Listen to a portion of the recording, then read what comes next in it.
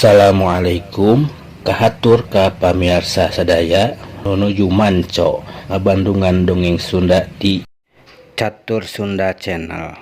Mugia para wargi sadaya aya dina kasehatan sareng panang tayungan Allah Subhanahu wa taala. Sataacan dilajeng ngabandungan dongengna tim kuring salaku admin ieu channel bade merdih ka pamirsa sadaya kanggo ngarojong kana ieu channel ku perantara noel subscribe na oge toel oge gambar loncengna like jempolna oge komen oge mangga kitu pamardi sim kuring mugia kasayan para wargi sadaya dibalas ku Allah Subhanahu wa taala. Amin ya robbal alamin. Mangga dilajeng ngabandungan dongengna sok der.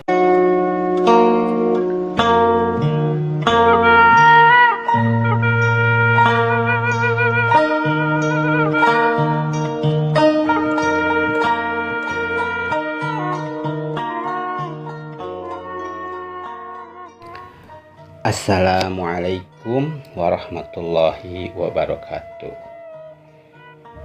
Wilujeng tepang pamirsa sadaya sareng sim kuring Mang Odik anu bade mitembeyan ngaguar carita kapungkur carita buhun anu mana kantos di pikagandrung ku sakumna orang Sunda anu mika cinta kana seni dongeng Sunda zaman harita.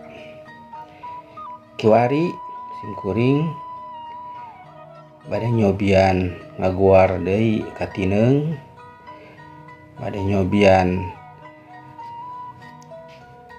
ngamertahankeun kana budaya Sunda dongeng ku ngaguar carios anu buhun carios anu bade dicobi diaturkeun nyaeta judulna Gumilar. Ieu carios karangan atanapi asana Bapak S. Sukandar. Mugia katampi ku astagalih pamirsa sadayana.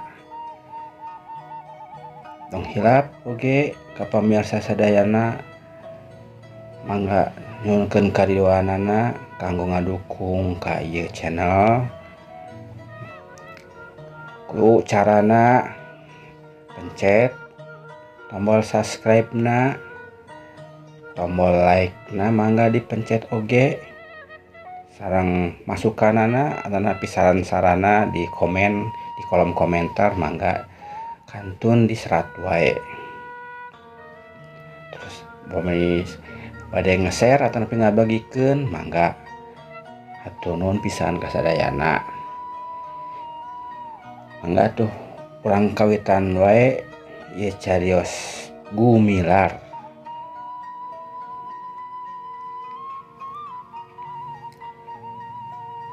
Gret panto imah dibuka di jero. Lain-lain acan mangrupa imah ieu mah ised we gedena saeutik ti saung huma. Disebut imah soteh pedah we sakulilingna buni ditutupan ku anyaman awi nu selapan ku dangdaunan. Minangka bilikna pantona atuh nya kitu keneh. Anyaman awi carang ditutup ku dangdaunan keneh. Tambah ulah bolongor teuing we meureun. Estuning sanyana eta teh. Da sanajan nya ge buni angin mah teu burung ngabulupus ka jero. Pecenghul nu muka panto teh kaluar. Sanajan nya panon poe geus rada luhur oge tapi di dinya mah tacan karasa panasna. Kawantu sakulilingna masih keneh loba tatangkalan galalede. Turug-turug sasat di Gunung Talaga Bodas jadi hawa teh sanajan geus beurang oge masih karasa tirisna.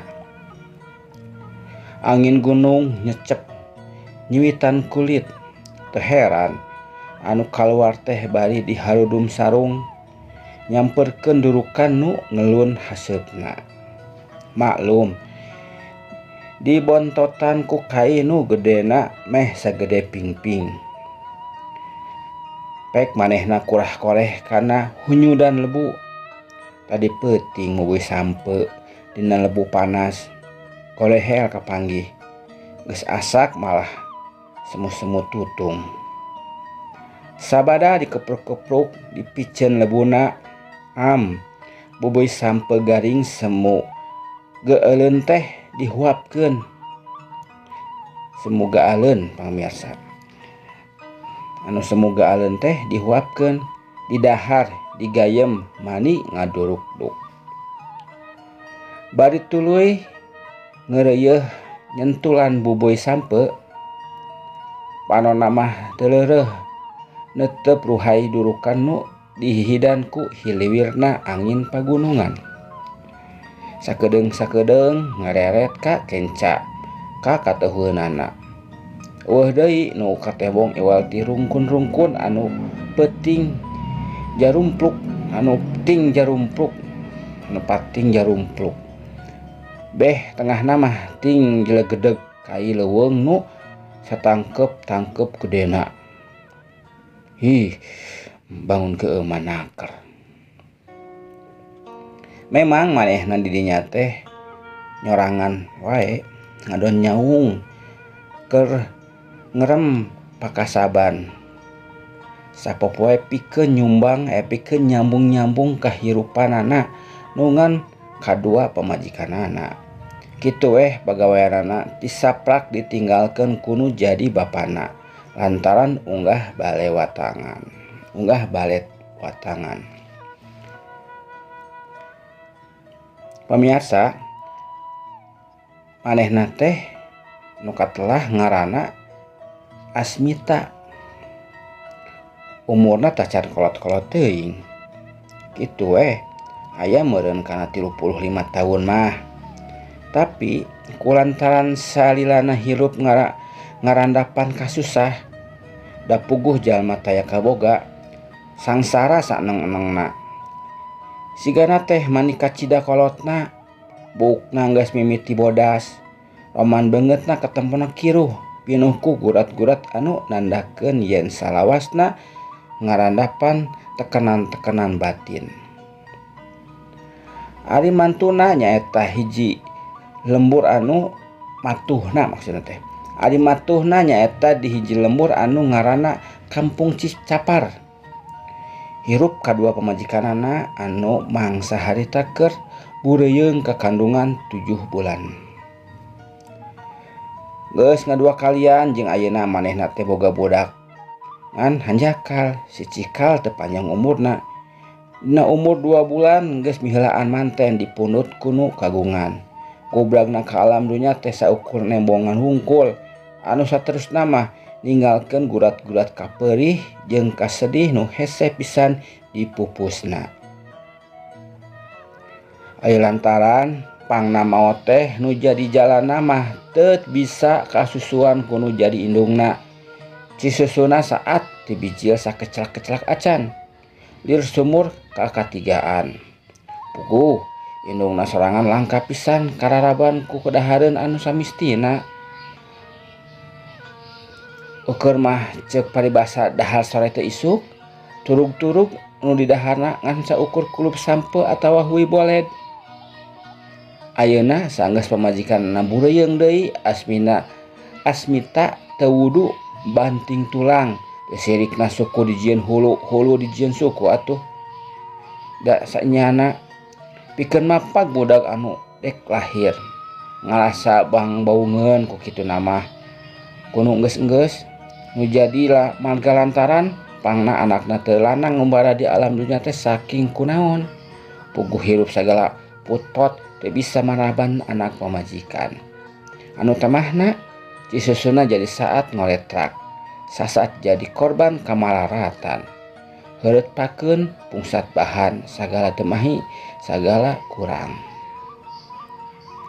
Asmita nu ti tadi cendeluk hareup pendurukan bari ngagayem buboy sampe jung manehna cengkat.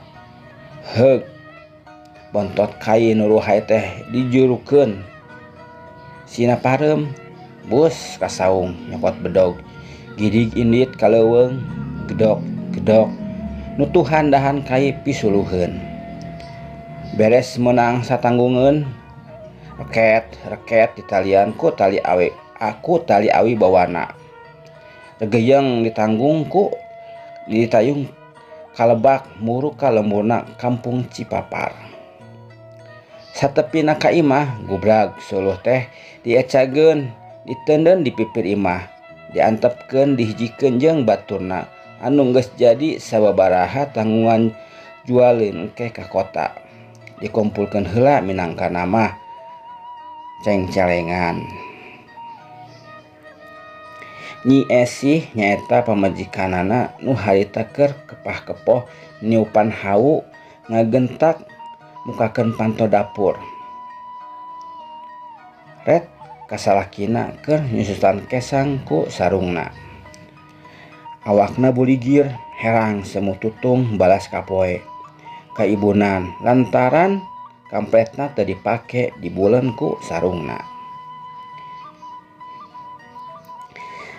Eleh akang geus datang geuning. Duh, kumahanya mangkaning ngaliwatna can asak. Ceuk Nyi Esih bari ngalok deui ka dapur. Kojengkang nyokot cai seng, cangkir seng, cur dieusian ci teh panas. Sor ditenden dina palupuh, Asmita nuturkeun ka dapur, gek dieuk si Dengdang bari ngageberan awakna ku dudukuy.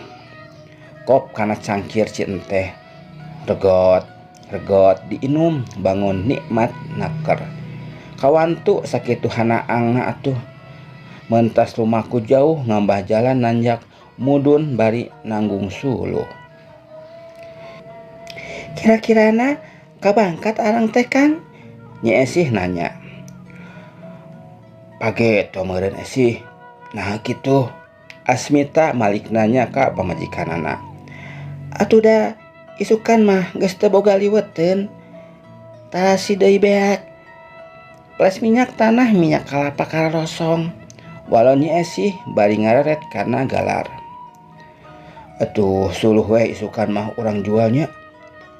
Aya meureun genep tanggungan mah. Dalamun teu kagok beurang mah sigana akang teh indit. Ceuk Asmita bari nempok kana kastrol nu geus teu diseuneuan.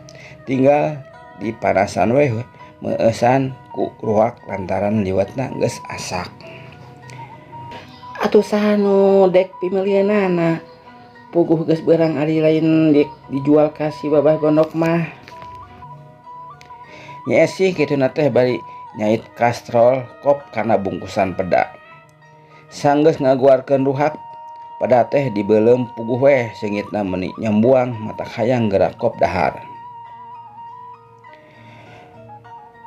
Nya eta sok murah pisan ka ieu ka si babah gondok mah.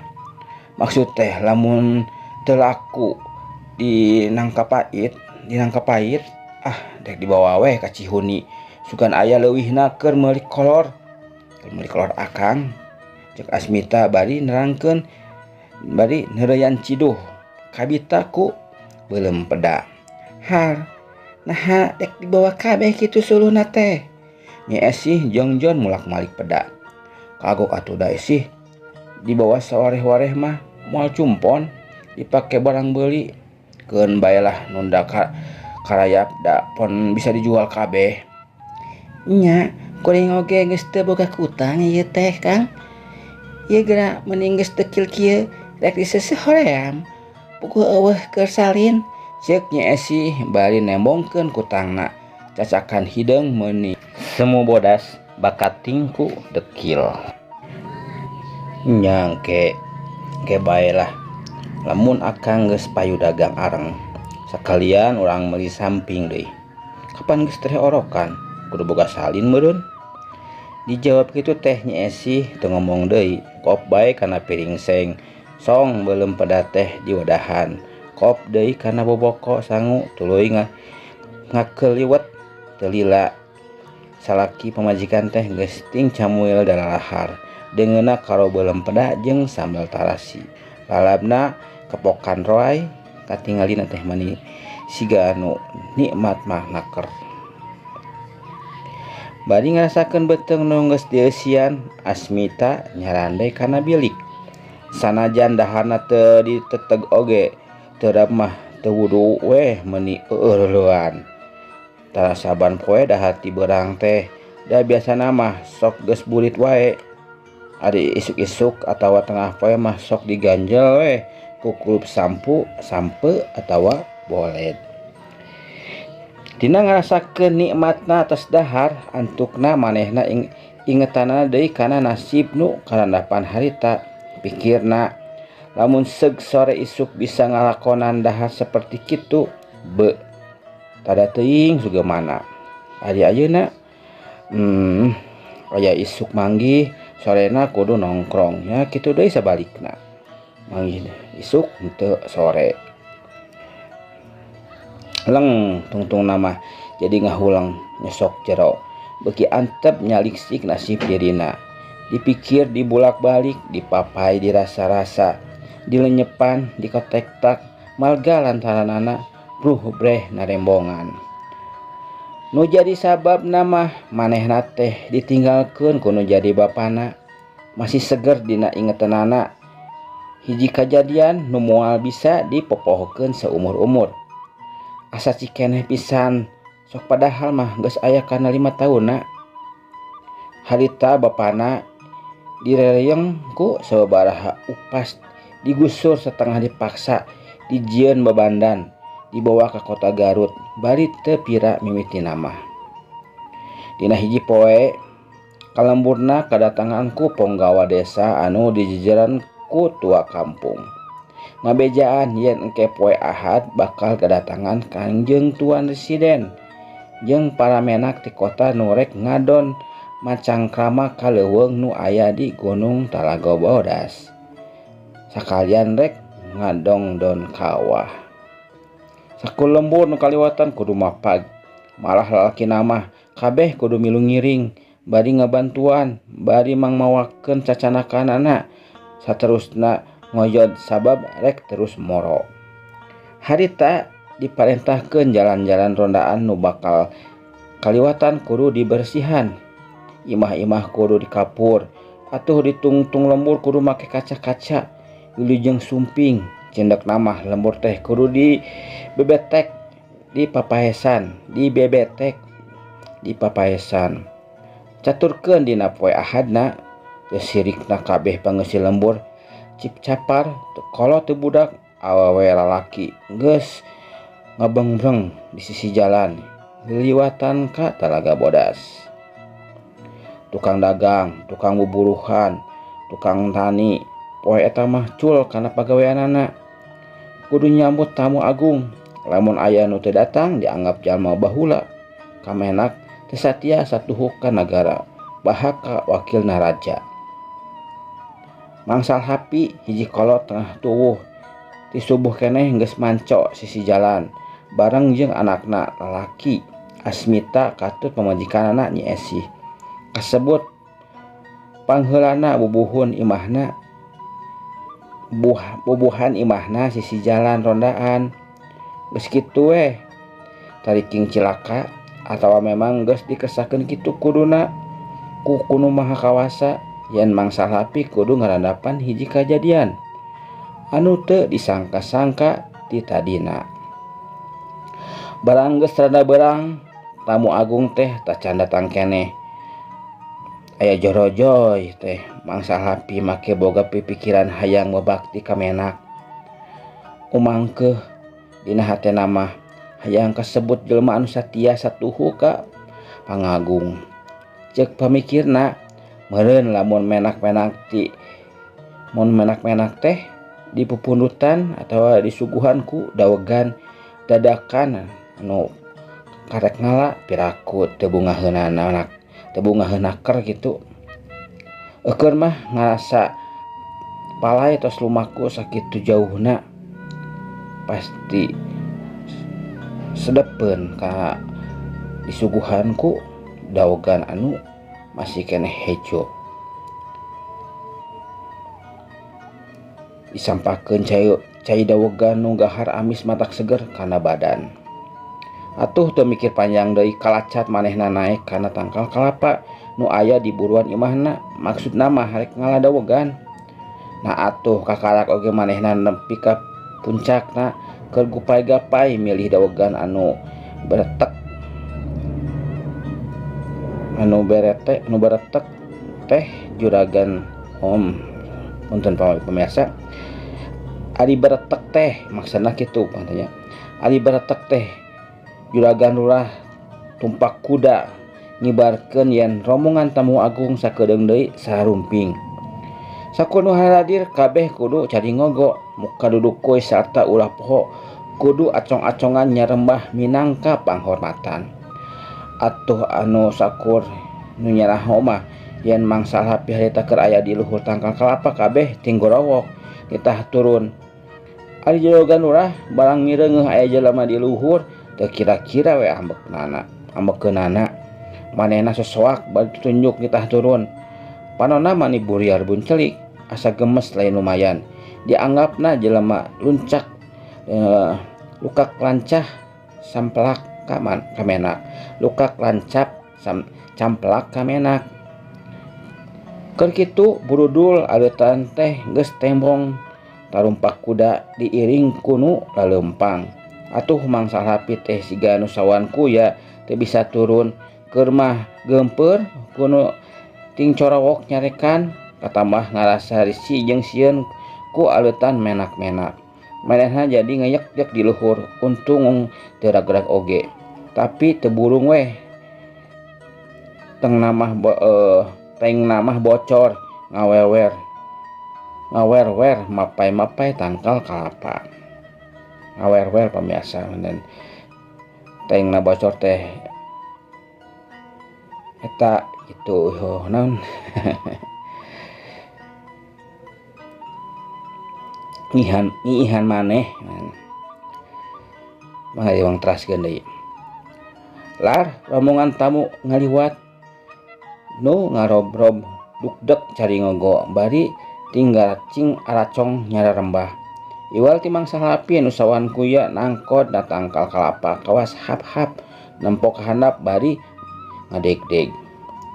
Lamun juragan lurah teu boga kalakuan pat-pat gulipat atawa ngajilat pantat moal aya kajadianan naon harita teh. Tapi begitu juragan lurah unjukan ka juragan camat atau juragan camat ka Cidabenduna bari tutunjuk teteh nyerak ditah turun ka mangsa hapi. Rombongan kandegku nu awong-awongan di tukang bari iji gimbrang lir dursasana weureku gadung. Terlang kahareupeun panggung garempoe nyembah ngalaporkeun yen aya jelema camplak kamenak ngaluhuran ka payungan nagara ngadona lajo dina luhur tangkal kalapa. Kakara oge tle mangsa lapi nincak taneuh rombongan menak-menak ngaronom. Teu wudu mangsa lapi meunang ganjaran pada nyepak, pada najong, pada nyabok sakitu acong-acongan bari ampun-ampunan teh. Nu mirose ya. Maklum kabeh oge pada hayang boga jasa kadunungan. Puguh sarua pada tukang ngajilat pantat, bujur gitu. Maral gancang naik pangkat meureunnan, unggah darajat. Atuh Kangjeng asisten tuan residen teh jadi asa kagugu ku polah menak-menak anu sakitu satyana. Kontan anjeunna oge kedal sabda nu teu bisa dibantah deui yen eta jelema anu camplak ka manehna atau kamenak teh kudu diberok. Poe harita keneh kudu dibawa ka Garut ditutup di pangbuyan. Pamirsa, kalawan teu ngaengkekeun deui harita keneh digusur tah mangsa hapi teh. Kalawan teu ngalaman pamariksaan heula cukup mangsa hapi didakwa ku ngunghak camplak kamenak adiguna leungis ka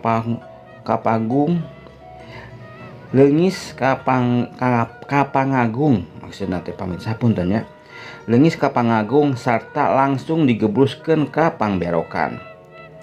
Heureut saminggu titas kajadian harita Kulunjung bobah gondok nu nokod di Nangka Pait datang ka imahna Mang Salapi.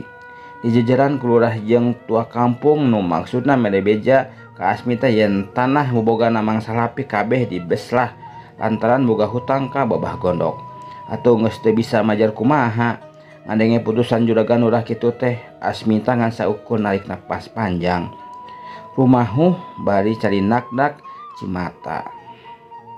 Komo indung namah mani gegelerengan bari ngading diut ceurik sarta sabulan ti harita terus bae maot kalaleban kanyanyerian ku salaki jeung ku raja kayana. Lamun aya keneh Abah meureun hirup urang teh moal susah-susah teuing kieu nya, moal susah-susah teuing kieu kehirupan teh kebon huma moal nepi kalagrak kalengan batur. Asmita satengah humandoar sanggeusna eling tina lamunana. Nah kamana atuh Abah teh dialihkeunana Kang? Nyi Esih nanya ka salakina. Teuing atuh Esih, dah ditanyakeun oge ka juragan sipir cenah Mbah. Abah teh geus dipindahkeun ka tempat sejen, terus teu disebutkeun ka mana-mana mah. Dilelekan oge manehna mah kalah ka ngambek ka Akang. Juragan lurah ku teuing-teuingeun ku kitu nama. Duh ma tosin ti alam pana. Tingali ieu mah abdi Abah diberok kalawan tekan dosana. Kebon sareng sawah anjeunna lapur aya nu ngarampas mak. Asmita poho ka di kalalakianana. Manehna mengpekan bangetna ku dua leungeunna bari sumegruk ceurik kawas nu kanyanyerian. Kitu deui Nyi Esih kabawakeun dua-duana pada ngumbar Cipanon. Pamiarsa sadaya, sanajan penghasilanana teu sabaraha, Asmita nikreuh gawe nu memang pacabakanana nu geus ngabaku. Ngareng di suku gunung Talaga Bodas. Geus teu mikiran jauh nama pajalan tarahal, nanjak mudun satengah tatorobosan, sok dapon pangabutuhna sapopoe bisa kacumponan. Najan jauh kana nyugemakeun oge. Tapi pikeun Asmita mah teu teuing jadi pikiran. Hese capek teu dijieun hate, bubuh ripuh teu dijieun eueuh. Komo ayeuna mikirkeun nu jadi pamajikan anu keur bureuyeung bulan alaeun. Manehna kudu nyadiakeun naon-naon nu diperlukeun di mana jabang bayi nitih wanci datang mangsana gumelar ka alam dunya. Sakitu heula pamirsa nu kapihatur. Insyaallah urang majeng deui ke kanu hancaan salajengna. Nyukeun hapunten dina sada budaya kalepatan boh bilih tina cara ngaosna, cara nyanakeun ieu carios atau dongeng henteu sapagodos sareng pamirsa sadayana jadi hapunten. Malum kung margi simkuring masih keneh ngarayak pengintennya pamirsa. Sakitu mun kapihatur simkuring Mang Odik bade undut di pamirsa sadayana. Wabillahi taufiq wadayah. Wassalamualaikum warahmatullahi wabarakatuh. Cagah permios.